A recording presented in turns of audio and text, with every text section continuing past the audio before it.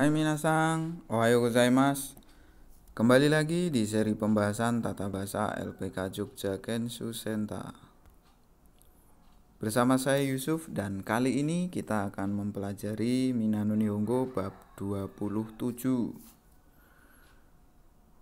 Di bab ini nanti kita akan bertemu 6 materi utama, yakni adalah kata kerja potensial, miemas dan kikoemas. Kemudian yang ketiga adalah dekimas. Yang keempat adalah shika, ya, penggunaan partikel shika.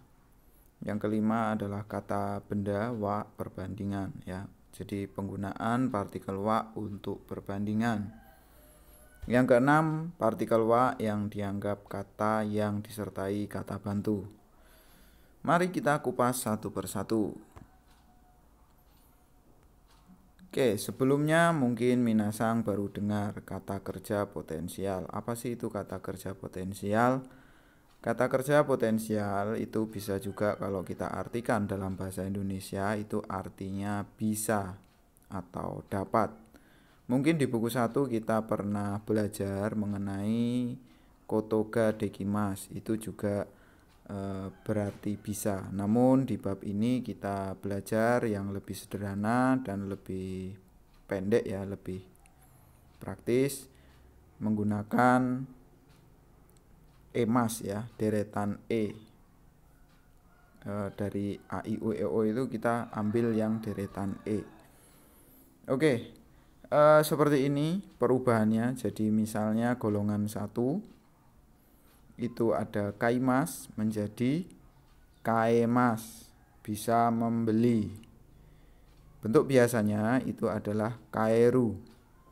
Kemudian di golongan 1 juga ada tachimas menjadi tatemas, bisa berdiri, gitu ya. Bentuk biasanya itu tateru.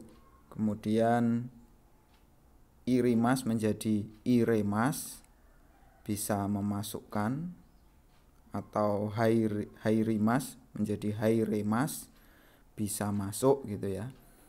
Itu bentuk biasa haireru atau ireru, gitu ya.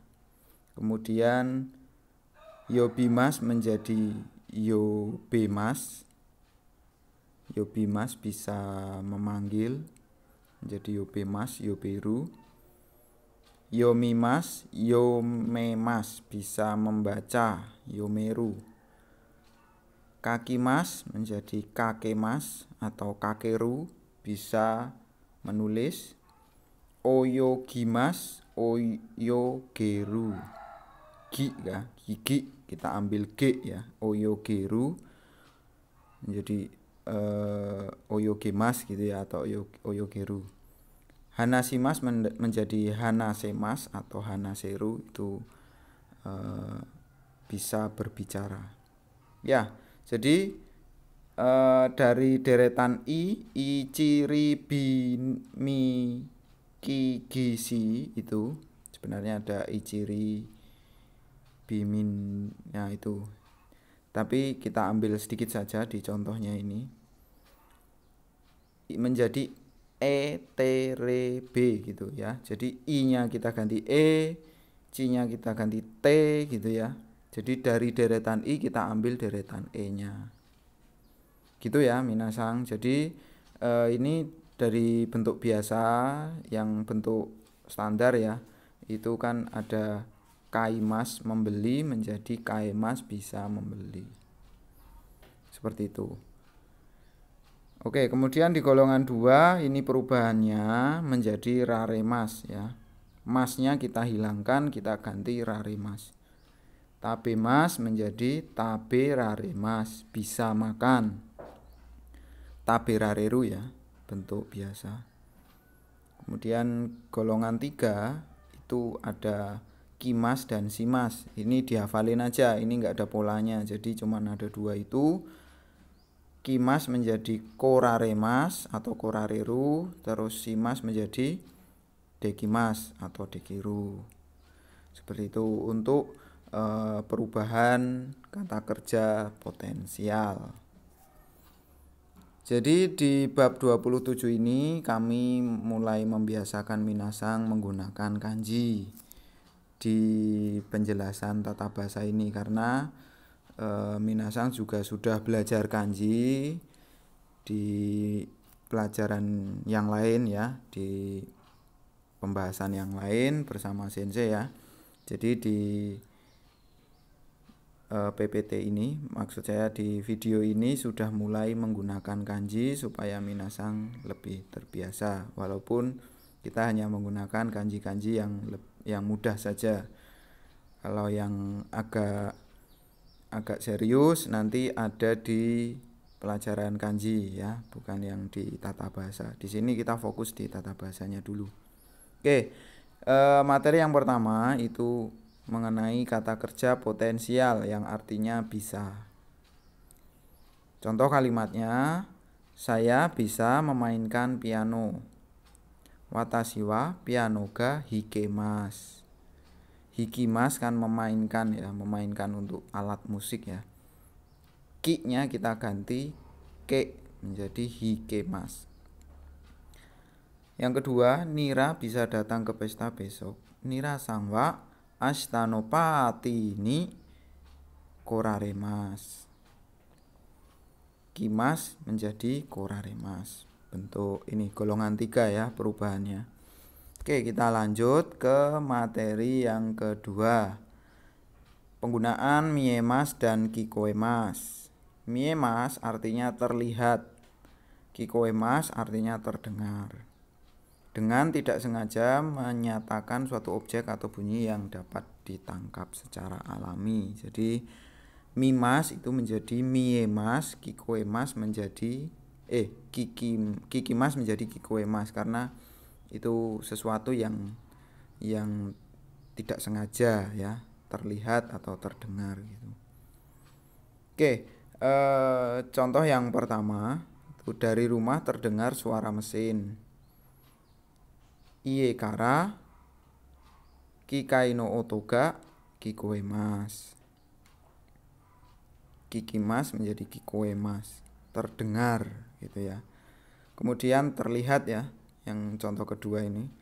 Terlihat laut yang cantik dari jendela.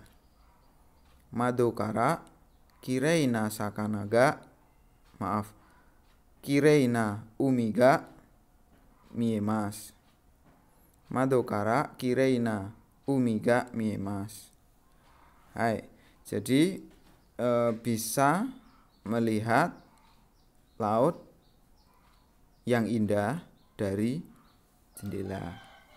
Oke, itu materi yang kedua. Sedangkan materi yang ketiga yakni penggunaan dekimas. Dekimas yang sudah kita tahu adalah artinya bisa ya.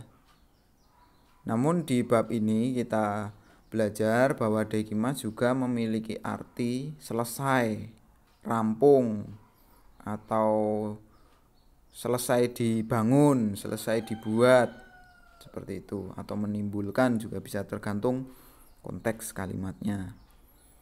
Yang pertama contohnya seperti ini. Masakannya sudah selesai. Ryoriga dekimashita.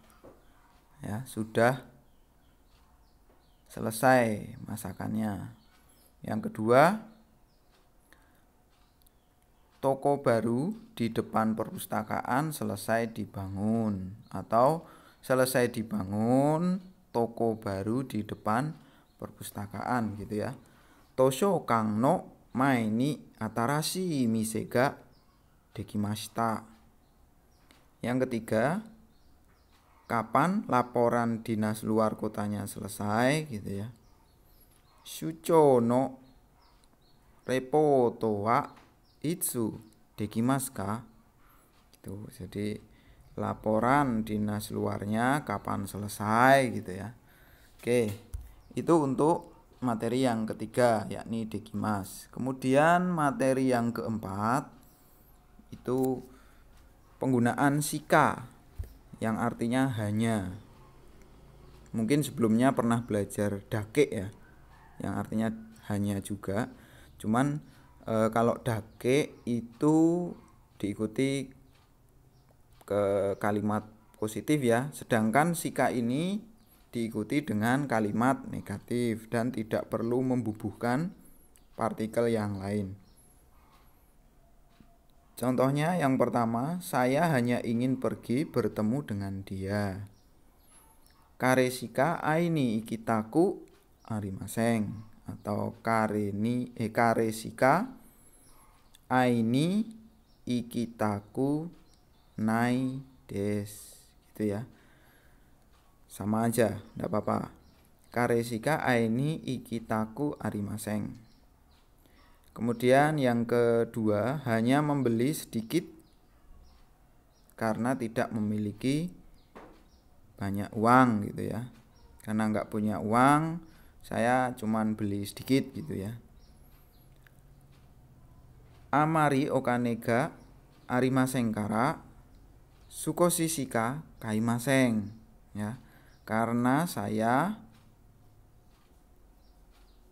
tidak terlalu punya uang atau cuman sedikit uangnya gitu ya. Saya cuma beli sedikit gitu ya. Oke. Amari okanega arimaseng kara sukosishika kaimaseng. Kemudian ada materi yang kelima, yakni penggunaan partikel wa yang digunakan untuk perbandingan, menyatakan perbandingan suatu topik. Ini mungkin kalau dalam bahasa Indonesia yang informal kita sering menggunakan kalau gitu ya. Coba kita lihat contoh kalimatnya. Yang pertama, saya makan ikan tetapi tidak makan daging. Nah, kita coba lihat kalau bahasa Jepangnya menjadi sakana wa tabemasu ga niku wa tabemasen. Nah, ini dalam bahasa Indonesia mungkin kita sering menjumpai kata-kata kalau gitu ya. Jadi kalau ikan sih saya makan gitu ya. Tapi kalau daging saya tidak makan. Jadi partikel wa ini juga boleh kita artikan kalau dalam konteks perbandingan. Jadi saya makan ikan, tapi kalau daging saya tidak makan gitu. Oke, yang kedua, tahun lalu ada pesta perayaan, tetapi tahun ini tidak ada. Tahun lalu ada pesta perayaan. Kyonen wa omatsuri ga arimashita ga kotoshi wa arimasen. Jadi tahun lalu ada pesta perayaan, tetapi kalau tahun ini tidak ada gitu ya. Boleh kita artikan kalau. Oke. Berikutnya yang ke-6, materi yang terakhir di bab 27 ini, yakni penggunaan partikel wa yang dianggap kata yang disertai kata bantu ya. Intinya jadi ini juga bisa kita artikan kalau dalam bahasa Indonesia yang informal, yang bahasa santai gitu ya. Kita boleh mengartikannya kalau supaya minasang lebih paham aja. Di perusahaan harus bisa